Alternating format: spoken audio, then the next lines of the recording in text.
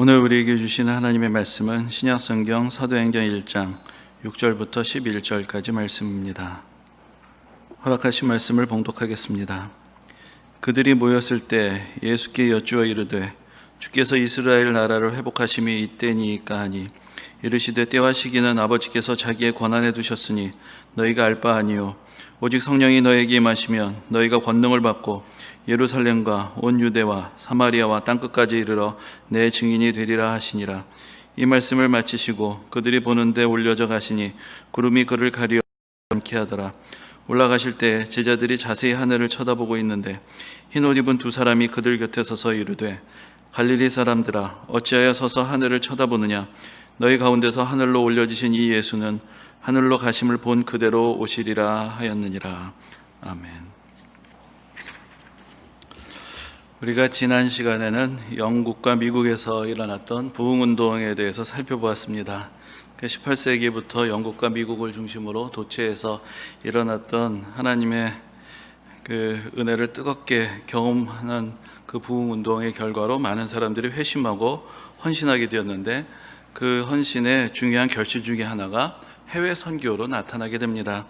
그래서 19세기를 그 선교학자들은 위대한 선교의 세기라고 그렇게 부릅니다. 그래서 오늘 본문의 오늘 설교의 제목도 위대한 선교의 세기라고 그렇게 붙이게 되었습니다. 오늘 본문은 여러분들이 잘 아시는 예수님의 선교 명령에 대한 말씀입니다. 부활하신 예수님은 승천하시기 전에 마지막으로 제자들에게 모든 족속들에게 나아가서 복음을 전할 것을, 그래서 땅끝까지 이르러 내 증인이 될 것을 명령하셨습니다. 그리고 그 말씀에 따라서 사도들은 그들이 생각했던 땅끝까지 나아가서 복음을 전파하며 순교자의 길을 가게 됩니다. 잘 알려진 것처럼 베드로와 바울은 로마에까지 가서 복음을 전하고 그곳에서 순교했습니다. 그런데 우리가 로마서를 보면은 바울이 스페인까지 가서 복음을 전하고 싶다라는 소망을 피력하고 있는 것을 보게 됩니다. 그래서 바울이 실제로 스페인까지 갔었는지에 대한 기록은 없지만 또 많은 학자들이 바울이 스페인까지 갔을 것이라고 그렇게 추정을 하기도 합니다. 그런데 이제 스페인과 관계된 또 한 명의 사도가 있는데 그 사람이 바로 야고보입니다. 그래서 최근에도 우리나라에서 많은 관심을 갖게 되는 이제 순례지 중에 하나가 이제 스페인의 산티아고 데 콤포스텔라라는 도시 있는데, 이 산티아고라는 말이 성 야고보라는 뜻입니다. 그래서 이제 산이라는 것은 이제 거룩하다는 뜻이 있는 것이죠. 그러니까 이아고라는 말이 원래 이제 야고보라는 말에서 온 것입니다. 그래서 산티아고라는 이름이 붙여지게 된 것은 그곳이 이제 야고보 사도하고 이게 관계가 있기 때문인데, 이거는 뭐 성경에 나와 있지 않은 전설이지만 이제 그 야고보 사도가 예수님의 명령을 받고 스페인까지 가서 복음을 전했다는 것입니다. 그런데 그리고 나서 예루살렘으로 돌아와서 거기서 순교하게 됩니다. 그런데 이제 야고보 사도가 순교한 다음에 그 야고보의 제자들이 배를 구해가지고 야고보 사도가 사역을 했던 스페인까지 가게 되었고, 그곳에서 야고보를 장례를 지냈다.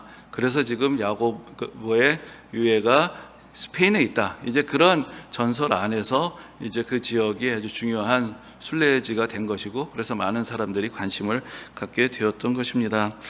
그리고 이제 마가복음을 지은 마가는 이집트까지 가서 복음을 전하다가 순교한 것으로 전해지고 있고, 또한 의심 많은 제자라고 불리는 도마는 인도까지 가서 복음을 전했다라는 그런 전승이 있습니다. 그래서 지금도 인도 사람들은 여기에서 도마가 사역했고 여기서 도마가 순교했다라고 이렇게 소개시켜 줄 만큼 지금까지 그 전승을 간직하고 있는 것을 볼 수가 있습니다.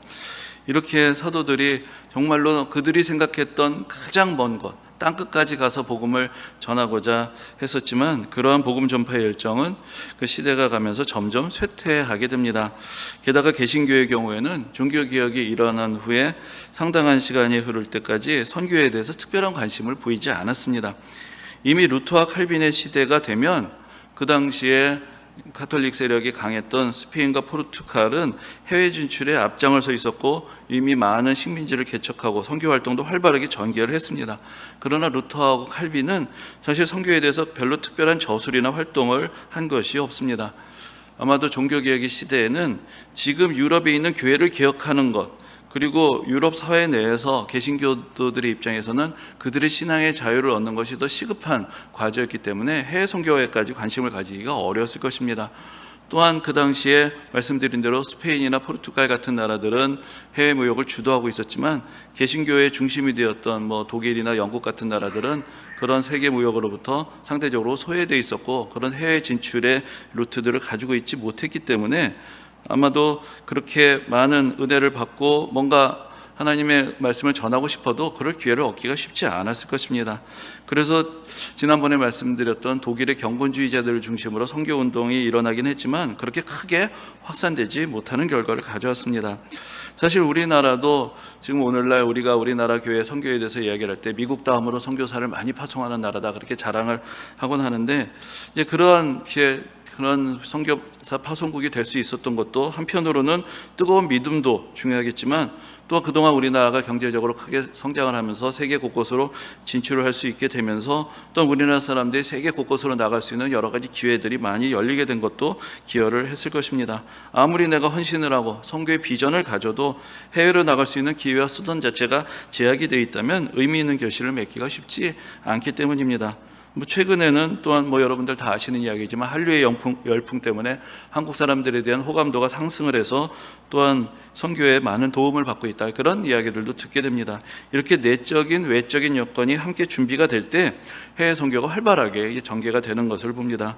그런데 이제 앞에서 말씀드린 대로 부흥운동의 결실이 해외 선교로 나타나게 됐다라고 이야기하게 되는 것은 이 18세기부터 그 당시에 이제 영국이 경제적으로 산업혁명 이래로 크게 성장을 하게 되었고 또한 그러면서 스페인과 포르투갈이 주도하던 시대가 지나가게 되고 이제는 영국이 해외 진출에 있어서도 가장 활발한 나라가 되었던 그런 배경과 연결이 됩니다. 그래서 당시 영국에서는 세계 곳곳에 대한 정보가 일반인들에게도 쉽게 전달이 될 수가 있었던 것입니다. 그래서 부흥운동으로 각성되고 헌신된 그리스도인들이 늘 그런 소식들을 접하면서 이 세상에 얼마나 많은 나라들이 있고 아직도 얼마나 많은 사람들이 복음을 알지 못하고 있는가를 늘상 접하게 되었기 때문에 그래서 복음 전파에 대한 열정을 가지고 세계 선교에 대한 결단을 할 수가 있었던 것입니다. 제가 개인적으로 매우 좋아하고 존경하는 이제 영국의 선교사로 근대 선교의 아버지라고 불리는 윌리엄 캐리라는 사람이 있습니다.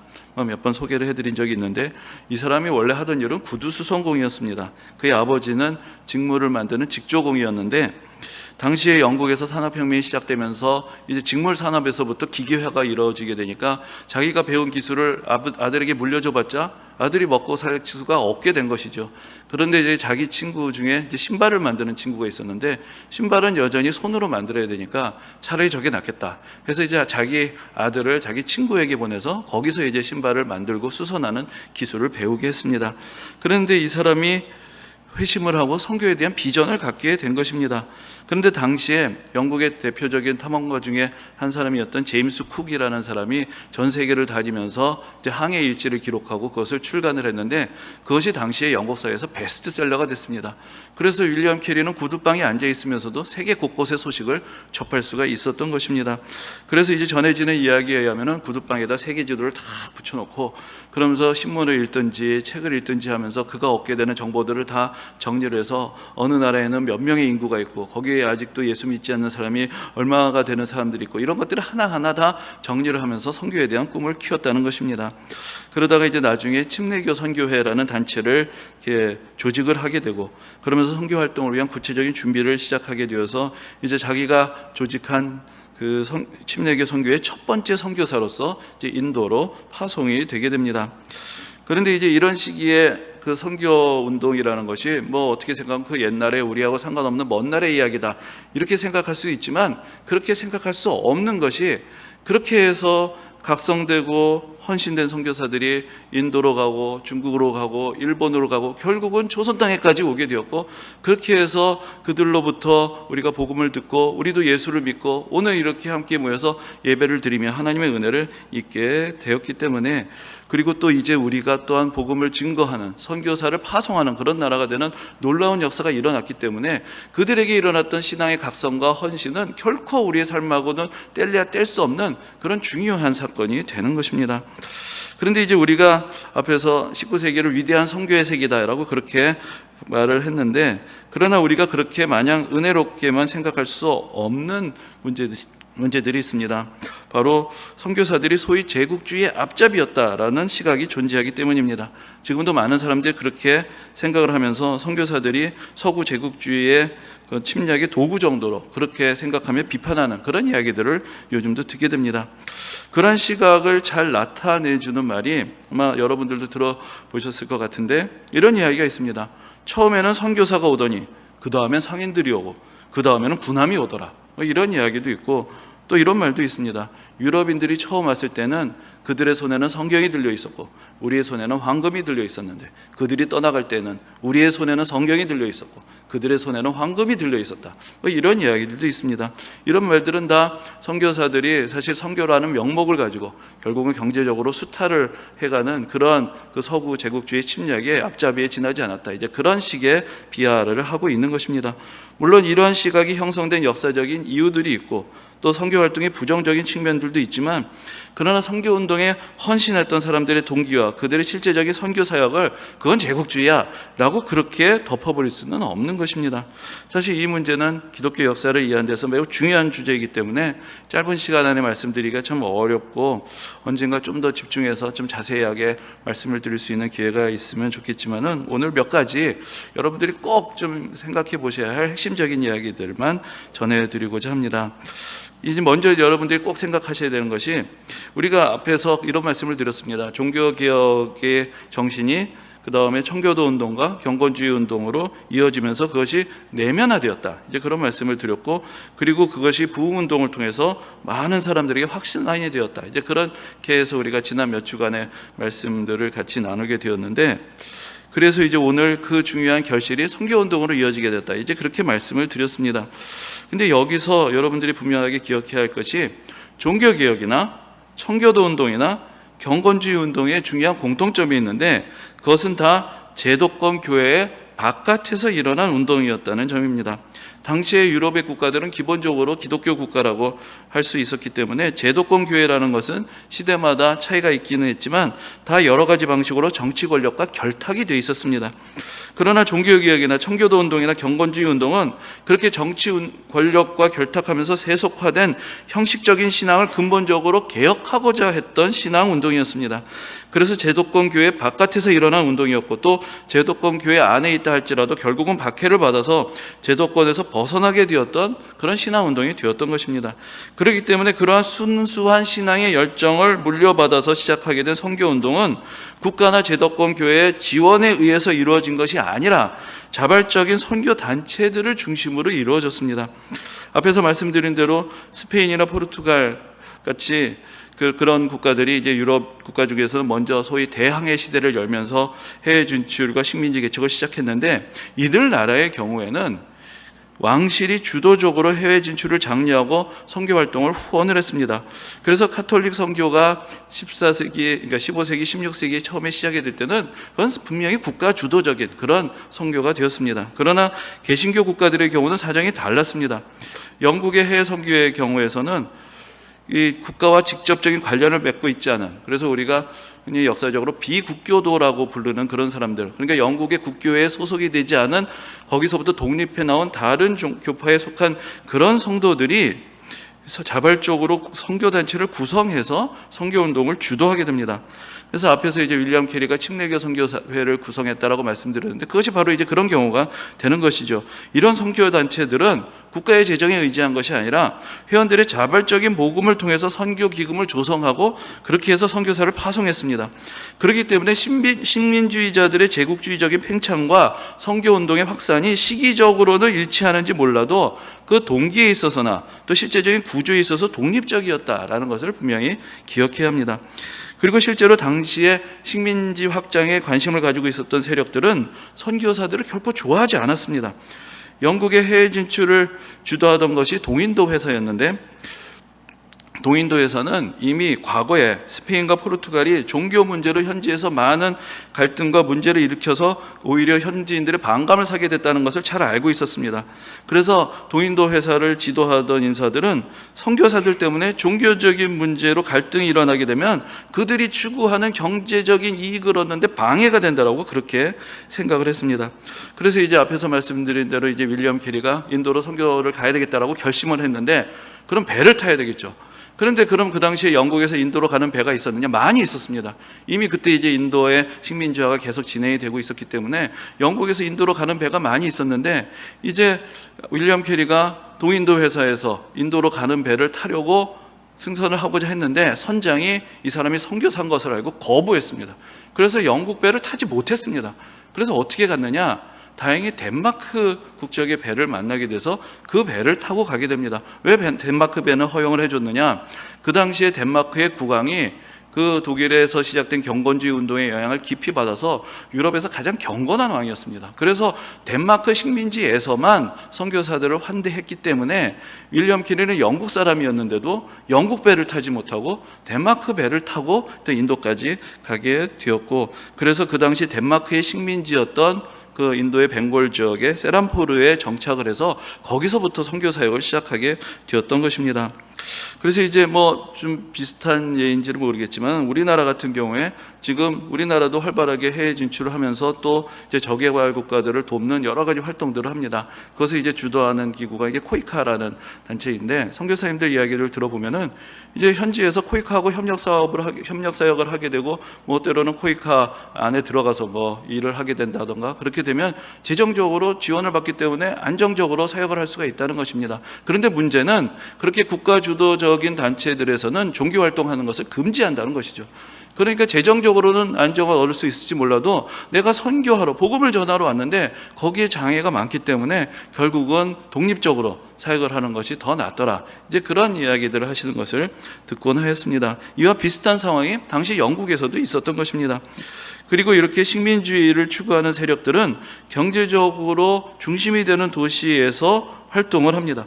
그러나 선교사들은 복음을 듣지 못한 사람들이 있는 곳은 어디다 가서 복음을 전하고자 하는 그런 열정을 가지고 있습니다. 그래서 이러한 순수한 열정을 가진 선교사들은 자신들의 안전을 보장받을 수 있는 개항장의 어떤 조차지라든지 대도시에 머물지 않고 오지를 향하게 되는 경우들이 많이 있었습니다.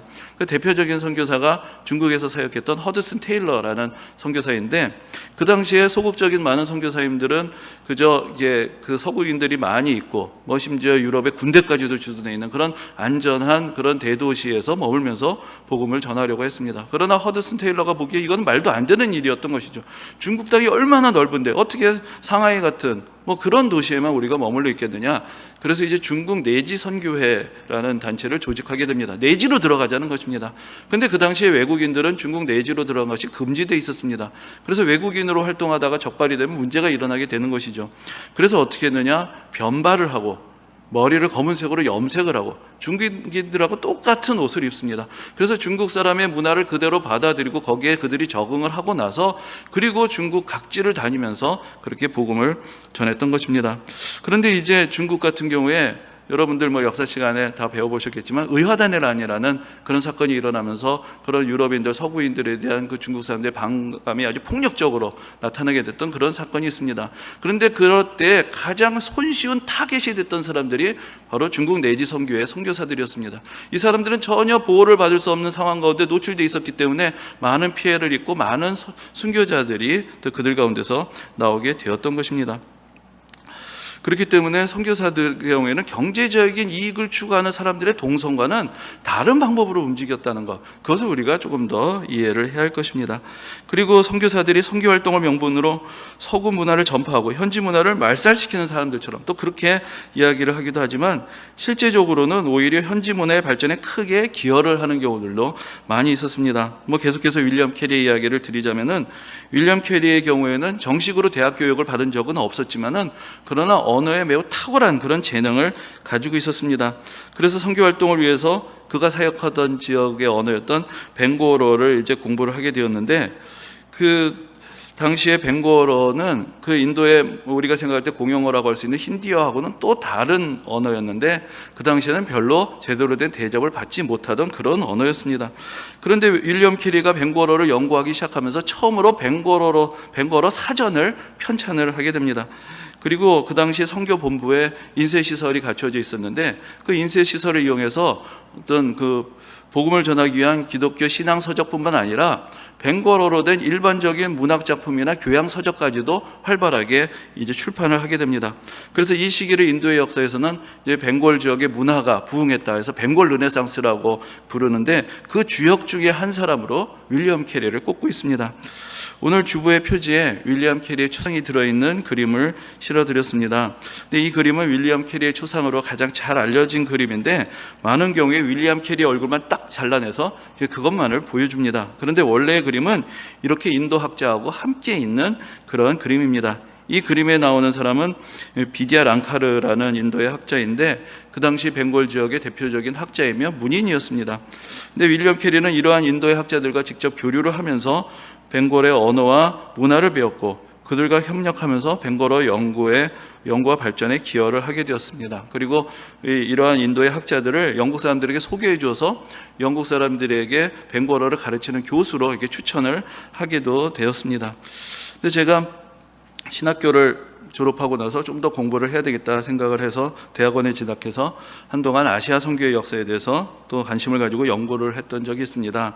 그런데 그때 이제 인도에 2번을 갔었던 적이 있는데 제가 뭐 그동안 그렇게 많은 지역을 다녀본 것은 아니지만 가장 인상적이었던 나라가 어디냐라고 묻는다면은 인도라고 말하고 싶습니다.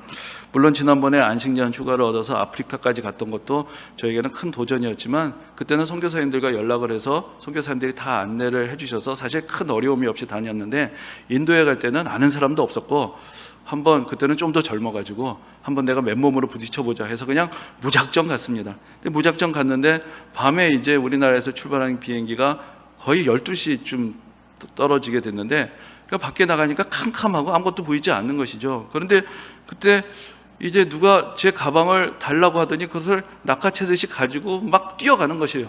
이게 웬일이냐고 막 뛰어갔더니 그 사람이 택시 운전기사였는데 자기 차를 타라고 그런 식으로 이제 영업을 했던 것입니다. 그래서 이제 차를 탔는데 공항 밖으로 나가니까 가로등은 하나도 없고 캄캄한데 지금 이 사람이 어디로 가는지, 나를 호텔에 데려다 주는 것인지, 어디 가서 해코지를 하는 것은 아닌지 그냥 초긴장 상태에서 그 택시 뒷좌석에 앉아 있었던 그런 기억이 아직도 생생하게 납니다. 근데 아무튼 그렇게 해서 2번을 인도 여행을 다녀왔는데 두 번째 방문했던 지역이 윌리엄 캐리의 사역에 유적이 남아있는 세람포르와 또 예전에 캘커타라고 불렸던 지금은 이제 인도 사람들이 콜카타라고 부르는 그런 도시였습니다.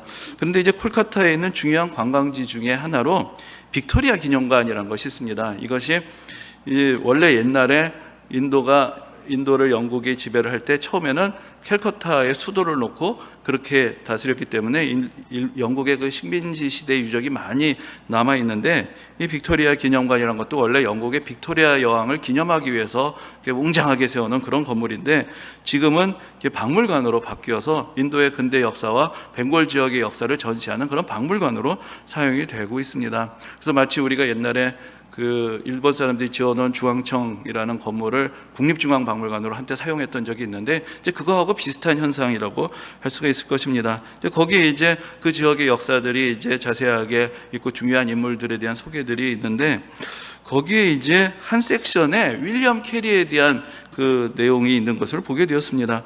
그래서 윌리엄 캐리가 그 지역의 문화에 공헌을 한 것이 이제 벵골어와 관계된 것인데 그런 사례들이 거기에 이제 잘 기록이 되어 있는 것을 보게 되면서 정말 그 인도 사람들에게 있어서도 윌리엄 캐리의 업적이 이게 많이 이제 기림을 받고 있구나라는 것을 확인할 수가 있었습니다.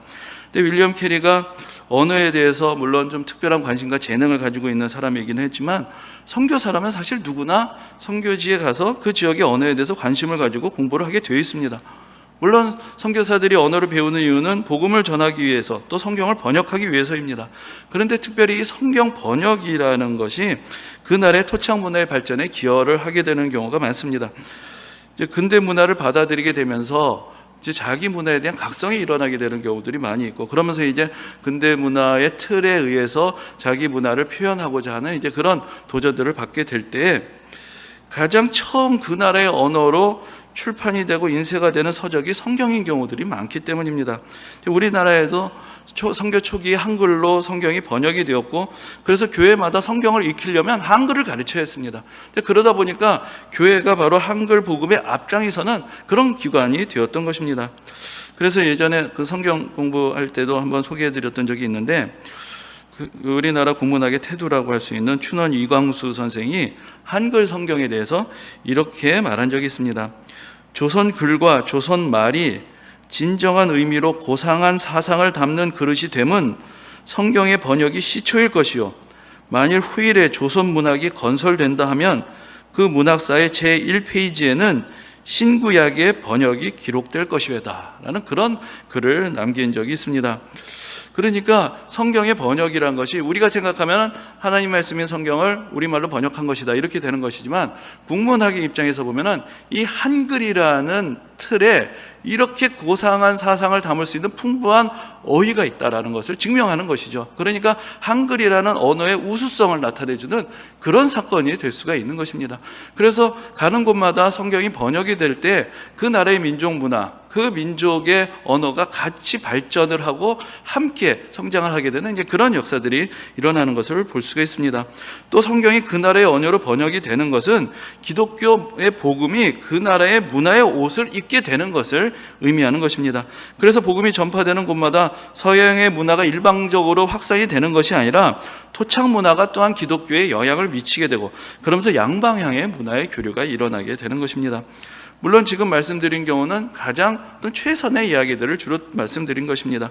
선교사들이 다 그렇게 순수한 신앙을 가진 사람들이 아닌 경우도 있었고, 그야말로 제국주의의 도구처럼 여겨지는 그런 부당한 행동들을 했던 사람들도 물론 있었습니다. 그러나 대부분의 선교사들의 동기와 목적은 복음을 전하는 데 있었고 하나님의 사랑을 증거하는 것이었습니다. 그래서 많은 선교사들이 선교지의 문화를 배우고 그 문화권에서 이해될 수 있는 방법으로 복음을 전하고자 노력을 하고 그 문화권의 언어로 성경을 번역을 했던 것입니다.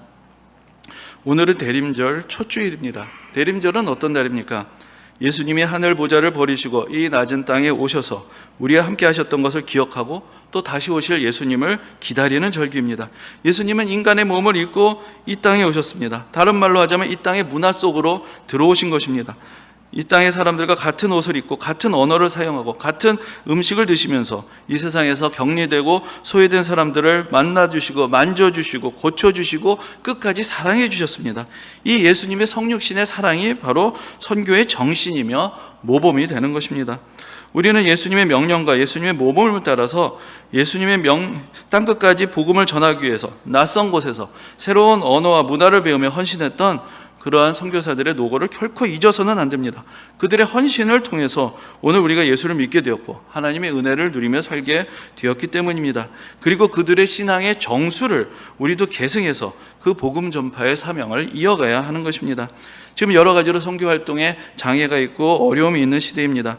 그러나 우리에게 복음 전파의 사명이 있다는 것을 이 시대에도 우리가 기억하면서 새로운 시대, 새로운 방법으로 새롭게 도전을 하면서 우리가 맺어야 하는 선교의 결실, 복음 전파의 결실을 맺어야 할 것입니다. 이 은혜가 모든 성도님들에게 함께 하시기를 주님의 이름으로 축원합니다.